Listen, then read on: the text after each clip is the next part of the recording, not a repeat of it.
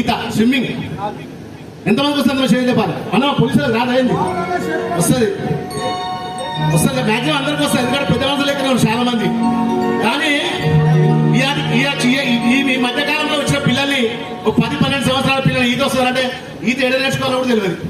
తెలిసా swimming pool పోతా అంటాడు అవునా కదా.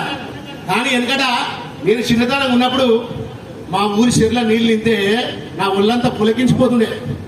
పొద్దుగాల 6 గంటలకి దుక్కుతుండే చెర్ల. బడికి పోయి మంచిగా పాఠాలు నేర్చుకొని 4 గంటలకు గంట కొట్టగానే మా sir head master sir cycle school దాంట్లోకి వెళ్ళి బయటకి ఇట్లా మర్రంగానే సంచి జోలం చేసుకొని రయ్యి నురికి ఆ గట్ట మీద వేసి మంచిగా దుంకుడు దుంకి 6 గంటల దాకా ఈత కొడుతుండే. ఈత కొట్టినాక 6 అయిపోయినాక 6:30 అవుతుంటే చీకటి పడుతుంటే భయమేది. ఎందుకు పోతే అమ్మ ఇంటికి పోతే ఈ బలపడుతుంది ఏడిపోయిన బిడ్డ అని. అప్పుడు ఏం చేసేది మా దోస్తుగాలం అందరం కలిసి అంగీలు ఇప్పి తుమ్కాడ పోయి మంచిగా 4-5 పరక పిల్లలను పట్టుకొని మంచిగా అంగిలో చుట్టుకొని పోయి అమ్మ అని చేపలు పట్టుకొచ్చిన అన్నారు. అమ్మ నా కొడుకు ఎంత మంచోడు అని మంచిగా చేపల పులుసు పెట్టి తింటుండే. కానీ ఊరు ఎంత బాగుంటుంది. ఊరుకు మనిషికి చెరువుకు చెట్టుకు చాలా గొప్ప సంబంధం ఉంటుంది. తెలంగాణ గడ్డంటే మట్టి వాసన ఉంటుంది అవునా కదా అన్న. ఎట్లా ఉంటుంది లేత రెమ్మలతోని లేసిన ముళ్ళతో గొట్టి అలుగు చెరువు చుట్టూ కంచెల ఉండే పారాడే కీమలకు తేరాడే తామరను అలల కప్పుల మీద తురిమినట్టుగా ఉండే రాతి సొరికెల్లోని నేటగా నువ్వు పొదలు కొత్త నీళ్లు దాగి మత్తుగా ఉంటుండే. నీట మునిగిన తుమ్మ నీడల కిందికి సిరుగాలి కలలొచ్చి సిందాడుతుండే. చెరువోయి మా ఊరి చెరువు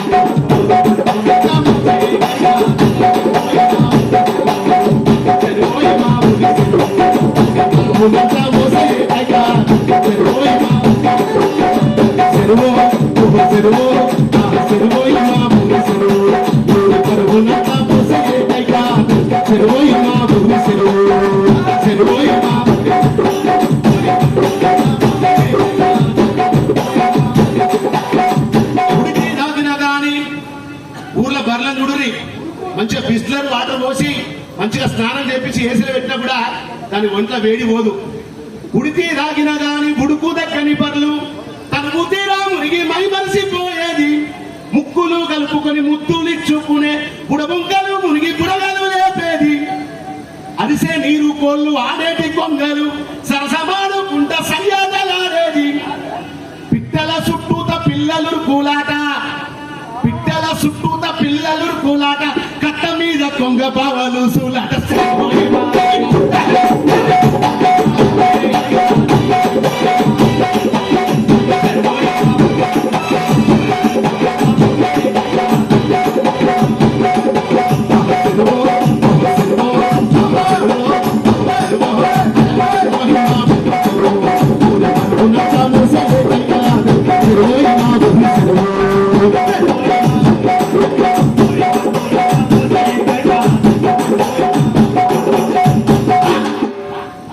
రాత్రంతా వాన కొట్టగానే పొద్దుగా 5 గంటలకు మా అమ్మ లేపుతుండే.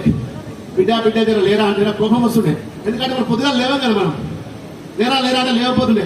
అయ్యి లేరా అని నీళ్ళగా లేచి ఏదమ్మా లేపుతున్నావు అంటే రాత్రంతా వాన పడ్డది బిడ్డ ఊరి చెరువులో నీళ్ళు ఎత్తే చూసినాపా అంటుండే. ఆ కోపం వస్తుండే. అమ్మ ఊరికేందే వాన పడడం పోయి చెరువులో నీళ్ళు చూసినాపా అంటే మనకి ఎందుకే అని నేనంటుండే. ఏది బిడ్డ చెరువుల నీళ్లుంటే ప్రతి పేదోడి కొంచెం నిండా ఇల్లు మెత్తుకున్నట్టు బిడ్డ నీ దండం పెట్టి చూసిపోరంటే పోయి చూసి వస్తుండే. వచ్చి రాగానే మా అమ్మకి చెప్తుండే అమ్మ చెరువులో నీళ్ళు వస్తుంటే భూమి వెళ్తుంది అనగానే మా అమ్మ సంతోషపడేది. అమ్మ నువ్వు పిచ్చిదానికి సంతోషపడితే మనకు భూమి ఏమి లేదా అంటే లేదు బిడ్డ చెరువులో నీళ్లుంటే చెరువు కింద ఉన్నటువంటి పంట పొలాలను మనకు పందొస్తుంది. నేను నాటే పోతా కలుపు పోతా కోత పోతా మరి గుప్పటి నుంచి పోతా మనకు ఒడ్లు వస్తాయి బిడ్డ అంటే కుమ్మరి వడ్రంగి సేతి పనులకు చెరువు నిండితే గుండె బరువు దిగిపోయేది. కట్ట కింది దుల్ల కళ్ళు పొంగులు వంగి గౌరవ లొట్టికి గౌరవం పెరిగేది. ఒట్టు బోనం పెట్టే కుమ్మరి బయళ్లకు అత్తమైసం ఏమో కాంతల వంపేది. రోజు చెరువు నీటి బురద రుద్దుకొని రోజు చెరువు నీటి బురద రుద్దుకొని తానమాడితే రోగం ఏదున్న తొలికేది శనగోయి బాబు